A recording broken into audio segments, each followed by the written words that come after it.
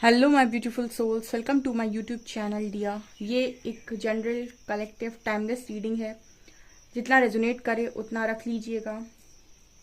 Also सभी zodiac sign के लिए है। एंड चैनल पे पहली बार आए तो रिक्वेस्ट करूंगी कि सब्सक्राइब करें मेरे चैनल को। और मेरा एक और दूसरा चैनल है psychic tarot Shivi triple H, उसका लिंक आपको डिस्क्रिप्शन में मिल जाएगा। लेट्स सी कि आपकी और पर्सन और थर्ड पार्टी के बीच में क्या चल रहा है। Let's see.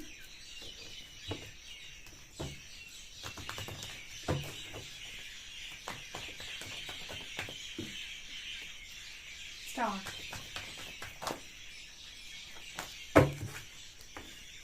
4 of Swords,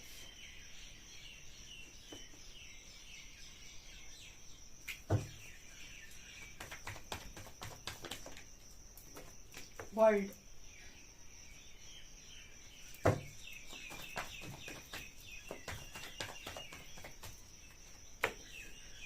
7 of Swords,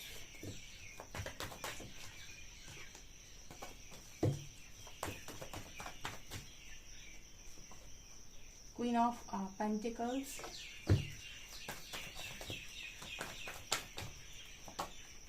Five of Cups,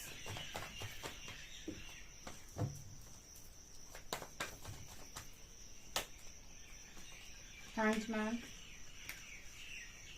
Strength,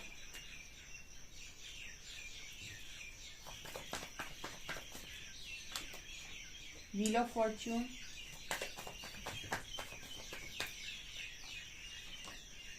and Devil. Okay. 10 of Swords, 2 of Pentacles,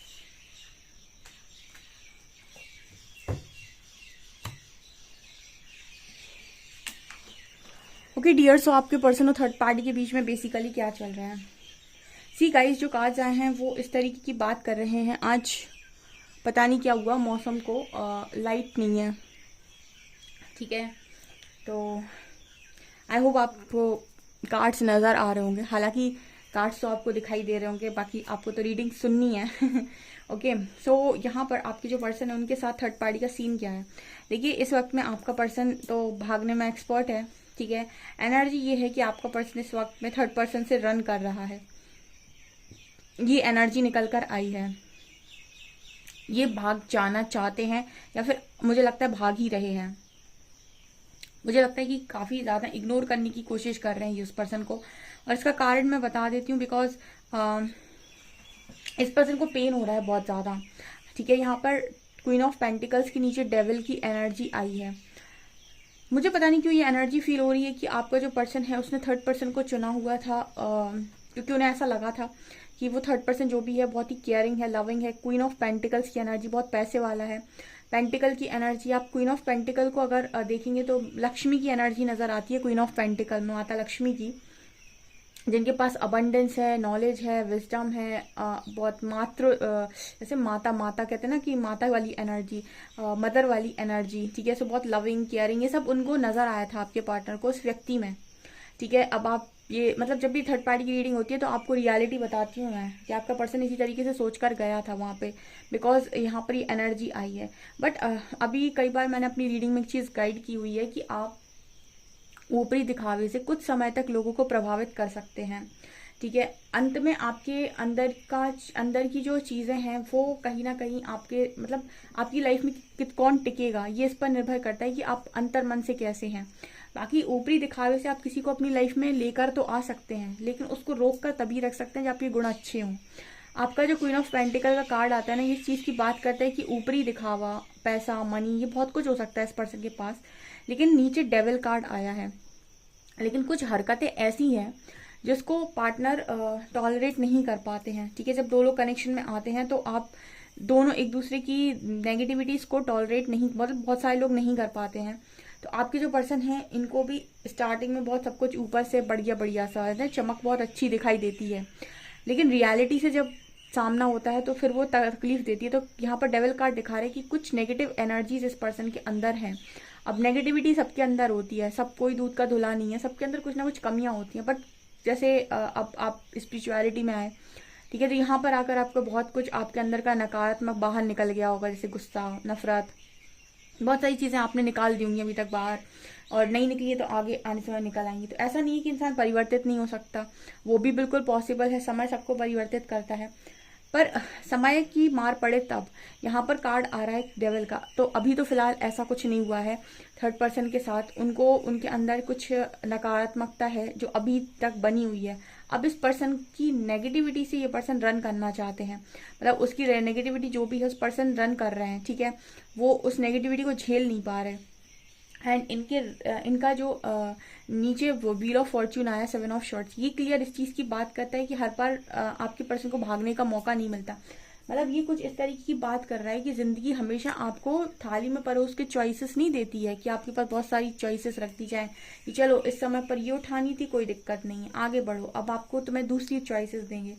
जब भी आप कहीं फंसने जा रहे हो तो सोच समझ कर फंसने जाओ, क्योंकि लाइफ हमेशा चॉइसेस नहीं देती है, ठीक है।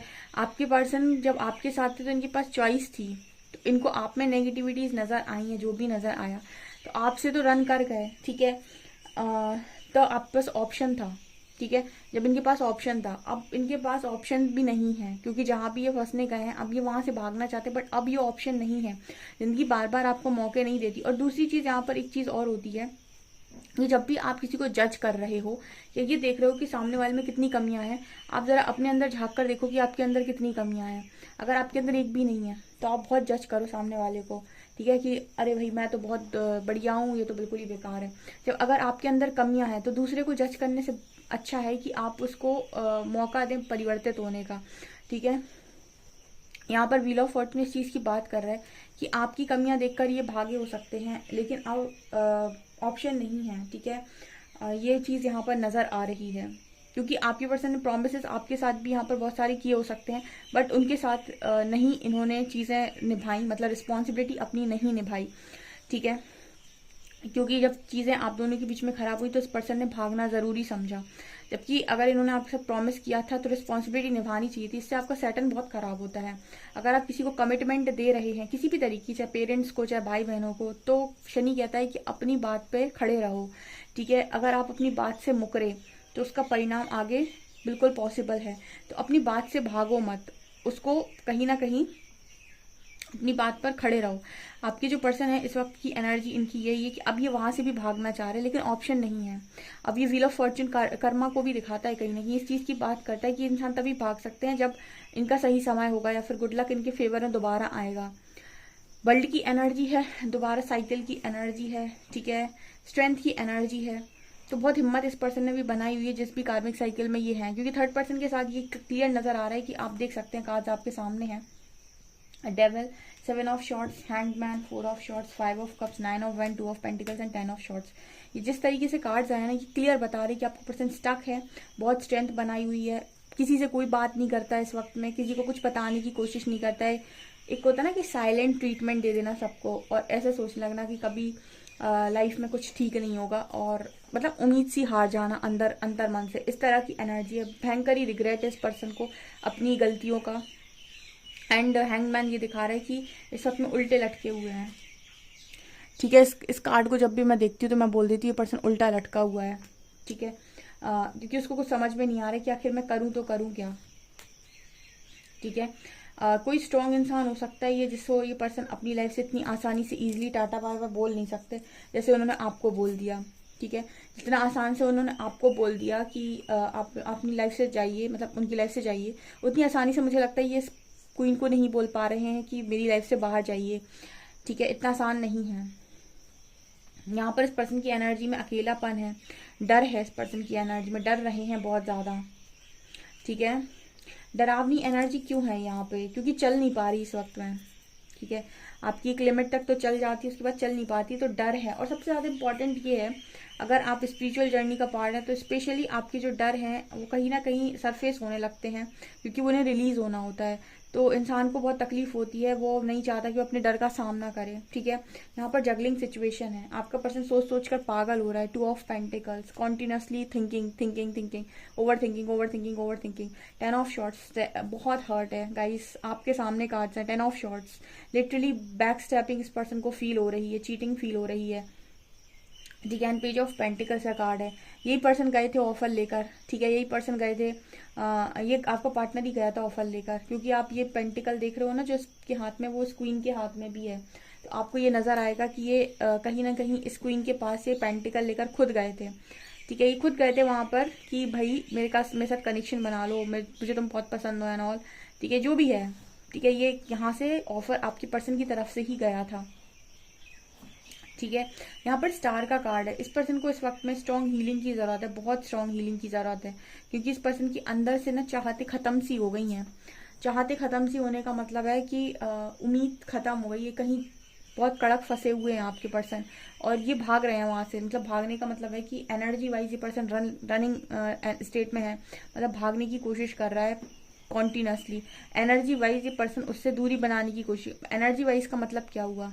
मतलब ये हुआ कि दो तरीके से चीजें होती हैं। एक होता है कि आप फिजिकल फॉर्म में किसी से भाग लो, ठीक है, कि वो यहाँ पर खड़ा था और आपने दौड़ लगाई और आप भाग गए उससे, ठीक है, इसको कहते हैं हम, आपको आपके सामने से कोई भाग गया।